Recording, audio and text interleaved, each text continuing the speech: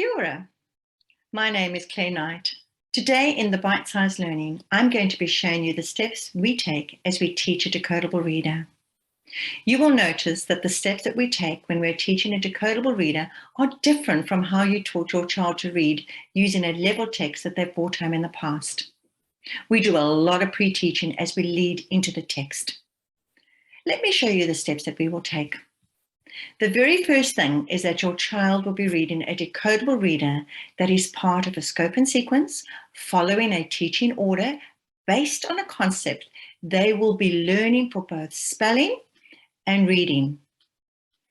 In this case, at the lake, we've been learning about the silent E syllable type.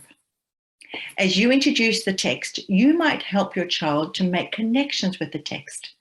Don't be afraid to browse through the book, encouraging your child to figure out what the story is about, to make predictions. This is an important step, and it also brings in some of the background knowledge into this text. What you will notice on the inside cover, or sometimes the back cover, there will be a word list. When we come into the box for the first time, we always ensure we go straight into word level. We will have our children read through the words that they're going to come across. Word reading level is a big predictor of reading success. So if your child struggles to read the words, they're going to find it really difficult to read the words in the text. We also want to know which of these words are really popping off the page with accuracy and fluency. What I mean by this is, I read mate, Mike, gate fluently. When your child reads, notice where they have to decode the word or whether these words just pop for them. For example, if they come across the word gate, g, and they sound out g, a, t, you know that this is not stored in their long-term memory, that they are having to go back and segment and blend those sounds. Now notice it's okay to use the strategy, and it's one that they should be using. You will first have them read through the words. You will also have them read through the irregular words. You might also have them choose a selection, maybe 6 words or so, and get them to spell these words. When you come into reading and have your child actually read the text, you're going to remind them what good readers do. And good readers read every sound, and they read with fluency. Reading fluency means that they read accurately, with a good pace, and with some phrasing as well as good expression.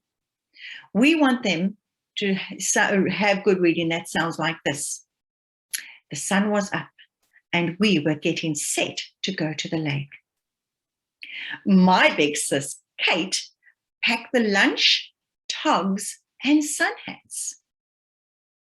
Have your child read through the text, paying attention to the words that they are going to be pronouncing. Remember the punctuation. Always encourage them to notice the punctuation as they're reading through the text. This really helps them with their phrasing. In a decodable text, there should be no guessing or looking at picture cues. Our children should be reading the text with ease because they've been well prepared. All the words, or the majority of the words in a decodable text should be decodable. They should be applying their letter sound knowledge and everything that they've been learning about in terms of their spelling rules and syllable types. And they would have good word recognition skills. And so this could lead to good language comprehension and ultimately lead to good reading comprehension. So your child will read all the way through the text. And when you get to the end of the text, you might like to ask some questions about the text. Questions around the people or characters in the stories, or particular happenings in the story. Be sure to be asked about 2 or 3 specific questions about the text, where they need to go back and find the answers. For example, you might not ask a question, So who was really good at wake skating? And if your child cannot find that answer, go back and help them find the answer. Go back to the page where this question refers to and help them find the answers within the text. Unlike level text, we don't expect our children to read a different text every single day. We want our children to be fluent readers. So repeated readings and lots of practice is important to develop reading fluency, but also it helps build a big sight word bank. So here are some tips you can help your child with at home. Read and write sounds, words, and sentences from the text. Build fluency by encouraging accurate rate and phrasing. Model good reading to your child. Encourage repeated readings of the text for easy reading to build confidence and familiarity with the story.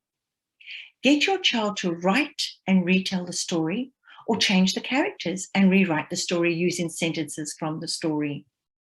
Sequence the stories using the words like first, then, next, after, because this all transfers into the writing skills. Thank you, everybody, for listening. I do hope that this was useful and you found it beneficial. And I look forward to seeing you again.